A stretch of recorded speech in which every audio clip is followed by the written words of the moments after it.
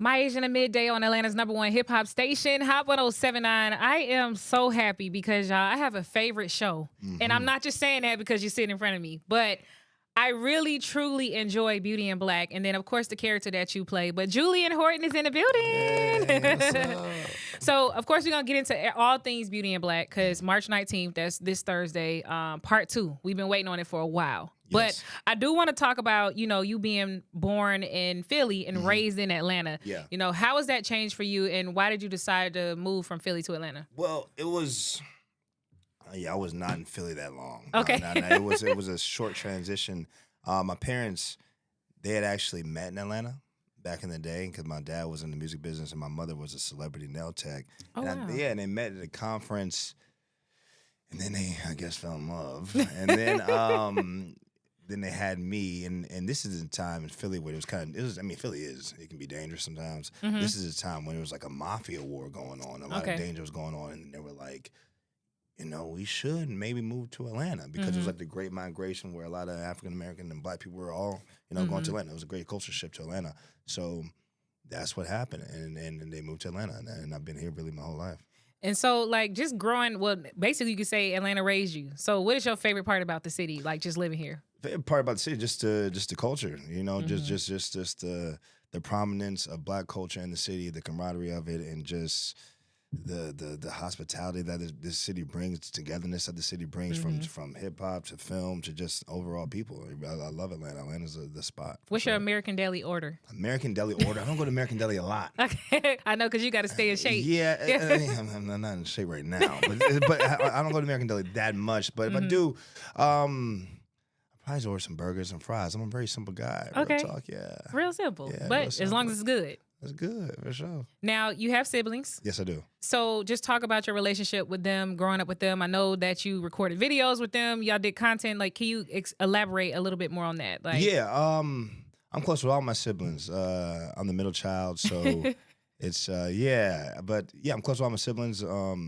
Everyone's doing their thing. My sister, my older sister, she has her own coffee shop in Lawrenceville, Georgia. Here? Oh, wow. Yeah, it's called Raina's. So if anyone wants some good coffee, go to Raina's in Lawrenceville. It's a very homey, intimate coffee shop, and it has great reviews. She's had it for 5 years now. She's killing it. A little brother, he's an artist. Little sister, she's an artist as well. Everyone's just like independent artist trying to do their thing. And my older brother is, he's living his life right now. And then you're the actor. And I'm the actor. I love that for you. Yes. Now, who has influenced you mostly your whole life? Who has influenced me mostly? I would say, to be honest, I think just like it was a dream given by God. So I guess God's influenced me because I think like I've always had this purpose and this vision that I needed to do something big, and I felt like He's given me talents and gifts, and He's invested in me.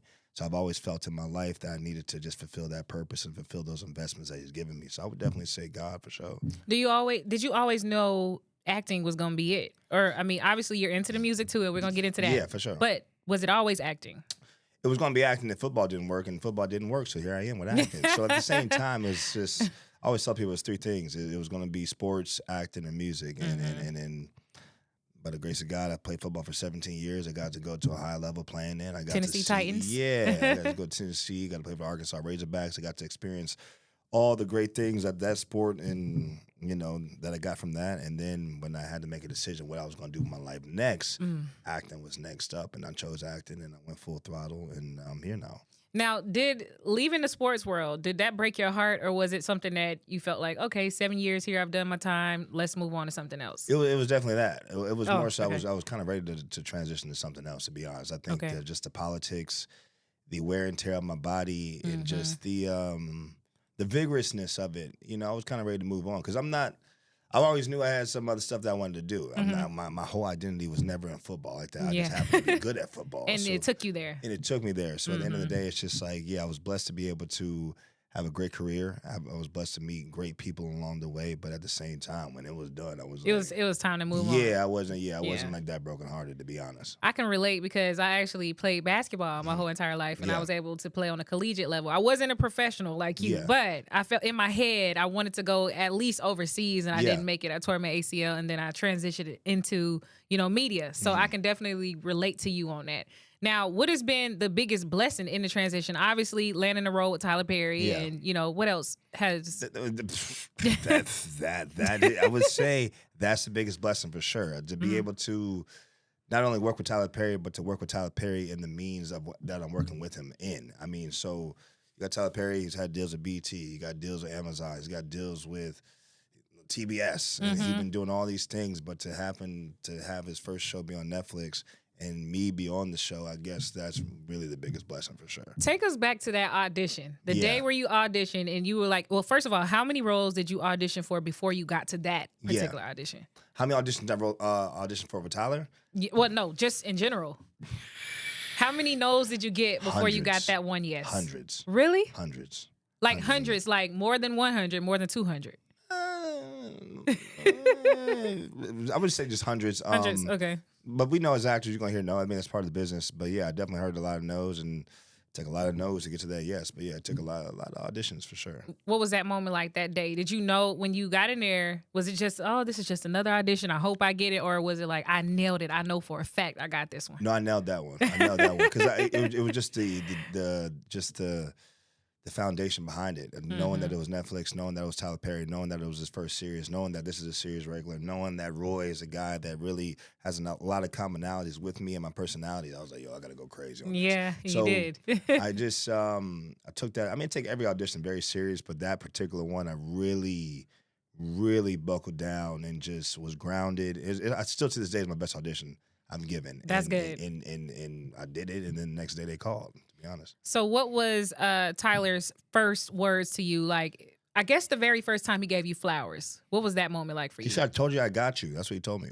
When I first went to his house, he said, I told you I got you. I was just waiting on the role, waiting on that right part for you. Because he knows I'm an animated guy. He knows I'm a very energetic guy and kind of crazy. And he was just really waiting for that role. And Roy opened up, and, it was kind of like a match made in heaven, to be honest. I know, and I think that, I don't even know if Beauty in Black is going to end, or like, it just always feels so like mysterious in a way where just when you think it's over, there's more to it, and there's a lot of loopholes, and then I can even think of many spinoffs that I would make, just from the show. I feel like Roy and Mallory can have a show by themselves, How is it working with Mallory? Because I know that you two obviously have to be really close on set, but you know how like some people get caught into that, they get stuck in character and they sometimes have to go to therapy to get out of that. Yeah. Is it a thing where you really have to kind of not like each other in order for it to make it work? No, I think it's the opposite. I think I think we really like each other a lot as people and as individuals, and just have a lot of respect for one another. Me and Crystle, who's amazing, who's a homie, who's a great just individual, great person. We just got cool off set, you know what I'm saying? Because, Tyler has the Dream Building, so it's not like the regular trailers. He has this, like, hotel-style trailer system called the Dream Building. And, we have a lot of off time, so a lot of off time we spend, time with the cast and just talking and just getting to know each other and stuff like that. Me and Crystle spent a lot of time together because we knew we were husband and wife. And I just got to know a lot about her, a lot about her personal life, about her family life, and just a lot of the things that we've gone through, we connected with, and that made the chemistry stronger, and that made the performance stronger when we got on camera. And it's so natural, and it's like y'all hate each other so good. Yes. That's the best way to put it. Nah, for sure. Y'all are doing an amazing job. She's amazing. She's she's a sparky fire plug for real. She has in real life. That's her in real life. Yeah, she I know her. You know what I'm saying? She plays that. She's Miss USA. And she's all good on camera, but she's sparky for sure. Yeah, she's funny. You catch her on the right day. Yeah, she's funny for sure. So it's just it was a match made in heaven for sure. Well, congratulations. I can't wait to see where you take your the next level of your acting career. I can't wait to see where that goes, because I feel like you got it. You know that already. And hundreds of auditions. I thought about getting into acting myself, but I'm like, if I got to hear no 100 times, can I really take that beating? Yeah, it's not for the weak. I tell people now, I tell the new actors all, how do I get in the acting business? And then it's like, first of all, before you, want to step into it, are you prepared to really just not get what you want for a long time? Exactly. Do you have the patience to like really withstand this business? And if you don't, maybe it's not for you. Yeah, maybe it's not for you. But if you do, I would try it.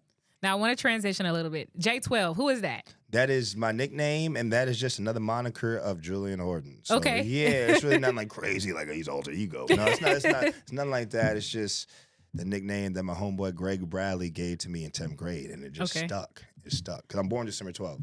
Oh, wow. Yeah. Okay, so that's where you get the number 12 from. Yeah, okay. 12, and then my number was 12 in football, and it's like, 12's been around me, and Jesus Christ had 12 disciples, and Tom Brady was number 12. The 12 is 12 days of Christmas. Yeah, 12 just a just dope goes. number, you know what I'm saying? So I was just like, I like that nickname. I'm going to go with that, and it just stuck. So, and it stuck. So you're using that name in music? Like, do people call you? Okay, so can you talk about your music journey? Because obviously that was something that was instilled in you at a younger age, and then, but you never really got to capitalize on it the way that you wanted to. You have your own label now. Yes. Okay, so talk about that. How do you go from NFL player to heavy hitter actor to now you have your own music, your own record label? Like, how do you do that? Because it was all brewing.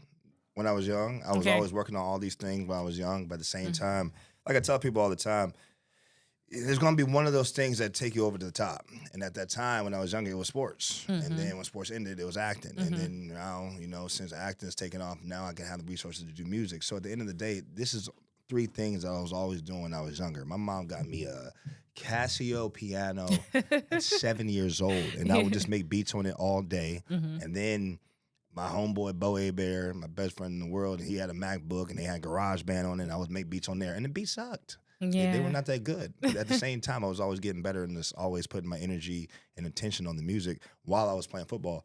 And then, we had the University of Arkansas, they opened a student center. Okay. And they opened the student center with all these studios in it. And next thing you know, I just started playing, renting out the studios. Going in there. It's getting better day by day and always doing it while I was playing football. And then, when the time came, with God's timing, with this show, with the resources, I've gotten better in the music. I've always giving my attention to music while I was doing the acting. And now, since I got time, I really took it serious because I have the resources and the money to fund the music now. And so basically these are all planted seeds, and now they're all sprouting around the same time or at different times. And I love that for you because I think what's your sign? Sagittarius. Sagittarius? Okay. Yes. So Sagittarius my mom is a Sag. Yes. But she works super hard. And so I think I'm a Gemini, so I have my hands in many I like many Geminis. pots. Geminis are cool. Yeah. Shout out to Jakeem over there. Air signs. Yes. It's a match. Okay. So the music, I want to dig a little deeper because that's obviously the next big thing that will take off. So is it a thing where you want to sign a whole bunch of people, or you plan to get out there and be the artist, or what do you want to do with the music? Well, since I produce all the beats, and I have artists that are under me that are assigned to me. Day 2X, this guy right here. This guy right here is one of the rappers and the artists. He's a great artist. My dog Timo and my other homeboy YNS Tally. So it's a small boutique independent label because I can't outsource and get too many people yet because I'm not Dame Dash right now. But at the same time, it's I'm starting small and just doing everything I can to take it step by step. I'm not in the rush to, I got to make it in music. I got to be the biggest thing. No, I'm just taking it step by step, learning as I go, and just, like I said, taking it step by step. Your top 3 producers. Top 3 producers, Kanye West. I would say, I don't want to give the regular Kanye, Pharrell, Timberland. That's so cliche. No, cliche. But I would say Kanye. I would say Cardo. There's a producer named Cardo got wings. He's fire. He produces a lot of tracks. And one more. I would say, dang, this is a good question. I would say Metro Boomin.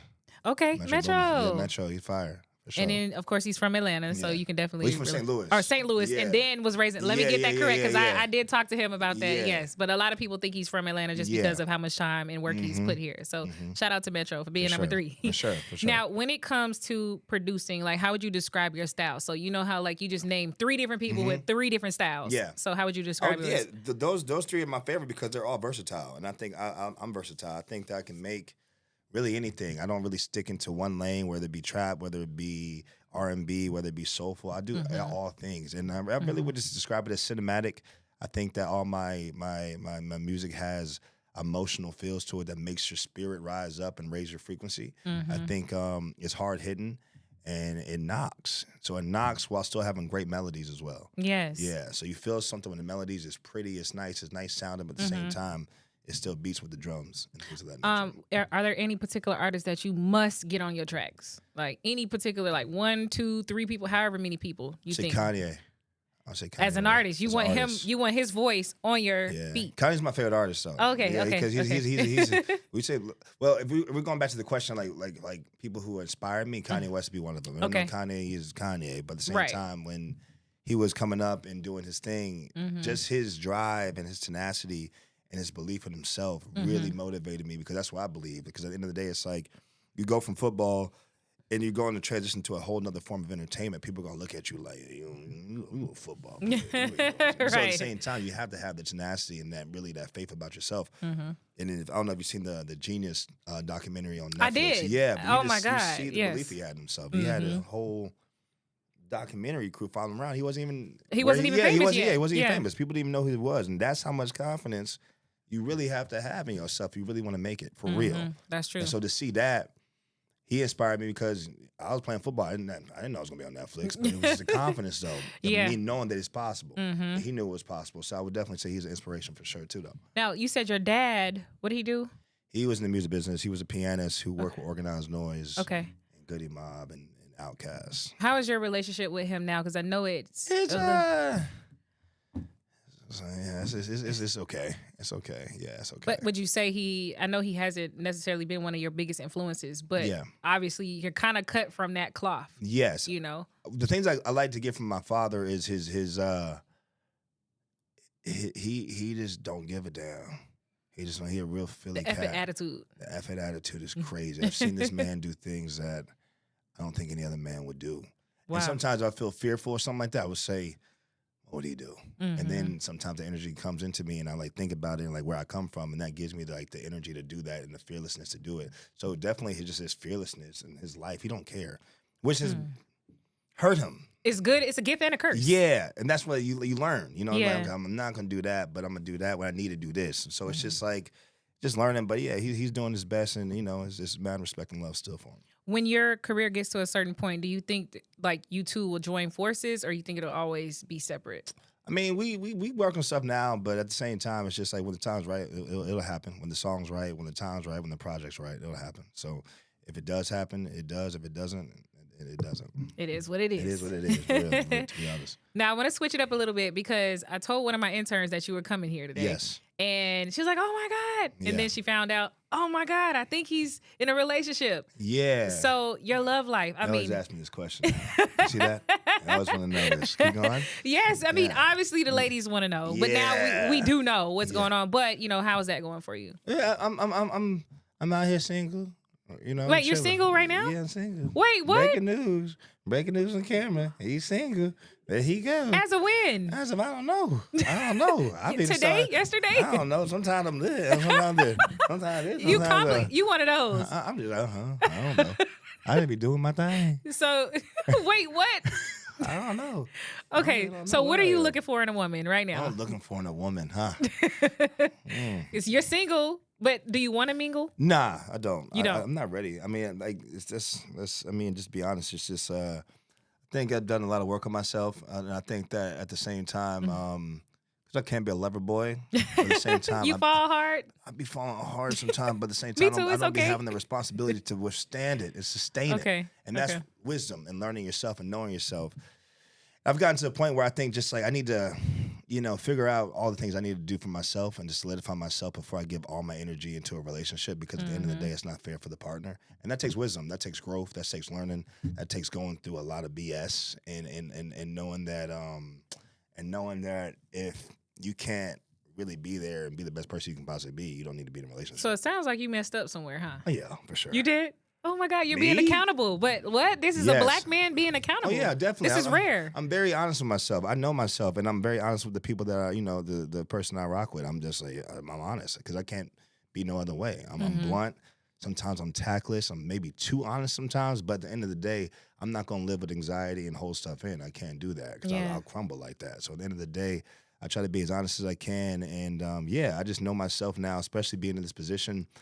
It's a lot of distractions. It's a lot of exposure. It's a lot of things that you want to get done. There's a lot of things I want to get done. I mean, I always tell people, The two greatest things in this life is God and death. It's like we're going to die one day. We all have an expiration date. And then God's important because at the end of the day, you got to fulfill what he's giving you in the time and that dash before you leave this earth. So I'm really focused on that. You know what I'm saying? Because I do want to be one of the greats. So if I know I want to put my energy into that, it's like it's hard to put your energy into that. Well, but it's hard to balance that sometimes. But some people can do it better than others. That's true. Me? But they always say behind every great man, there's a great woman. I know that for sure. Okay, so if just hypothetically, so I'm not gonna let it slide. I had a great partner who, Okay. because keep going. No, go ahead. No. I want you to. You had a great partner. Yeah, because I'm, you know, we be rocking and we y'all on and off though. So this is the off family period. forever. Family forever. Oh my God! Family so this forever. is a situationship. Not a situationship. I wouldn't even say that because it's not.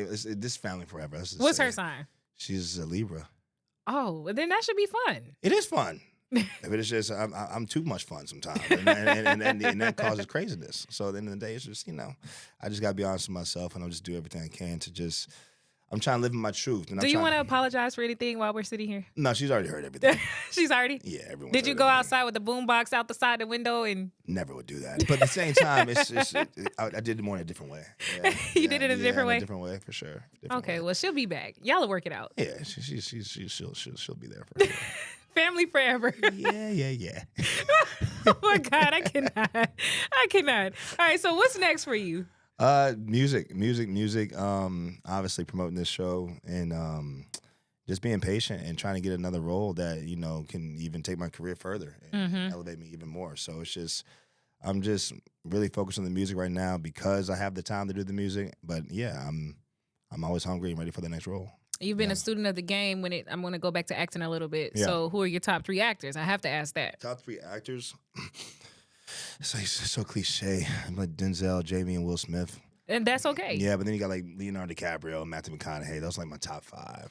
What did it feel like when you found out or when you saw, I don't know if you watched the Oscars or not, but Michael B. Jordan taking home the Best Actor award? It was beautiful. It was beautiful to see Sinners get the love that it deserved. It was beautiful to see Ryan Coogler take home Best Original Screenplay. The cinematographer, the first woman ever to do that at the Oscars. Ludwig, who won Original Score. He continues to win over and over and over again. And then Michael B., who's just like, it's crazy because you see these other winners who won the Oscar, like the Denzels and the Forrest Whitakers and the Jamie Foxxes. The 6 black men before him, or the 5 before him. They're a little bit older. Yeah. You know what I'm saying? Well, Michael B., he's like, is in our age range, our contemporary, you know, he's a millennial type stuff a little bit. Maybe, I don't know. I think he is, yeah. Maybe 30, he's 39, so I don't know how that counts. But at the same time, he's still close enough to where I'm at. I'm 34 now, so to see that in real time, it's inspiring. It's great to see that. Really, the collaboration between Ryan Coogler and Michael Jordan. I mean, Michael B. Jordan's crazy name. Michael Jordan. It's crazy. It's crazy. But yeah, it's really it's amazing to see the collaboration. Like Ryan Coogler wrote that. It came from his mind. It wasn't adapted. It came from his mind. It wasn't ChatGPT. It was literally put his homeboy in the movie, and they both take home Oscars the same night. That is amazing. That's God ordained. You know what I'm saying? But it also taught me that, it's definitely possible. Because you see Denzel, I was young. He was already like in his 40s when I started watching Denzel. But you see Michael B., it's like you kind of grew up with him. And to see him win an Oscar, it's just very inspiring. And it's inspiring to me because I want to be up there one day. And you will be. And I pray to God to do. So you are so animated and so like you take your role seriously, and I can tell. I do. And I mean, I can feel it coming out a little bit as you're sitting here. So a lot of it is truly you. Yeah, definitely.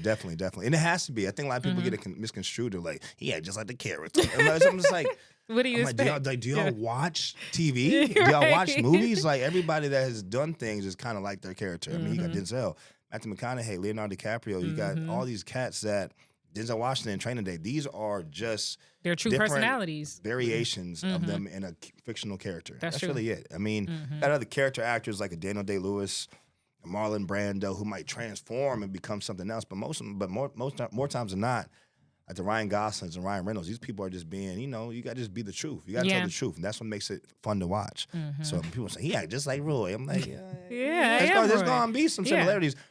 Not everything. Yeah. Not the coke and the girls and shit craziness, but it's more like the foundation behind it and the energy behind it got to be there, and that's what I bring to the character for sure. I love that. Now, before we go, what do you want to be known for? What do you want your legacy to be?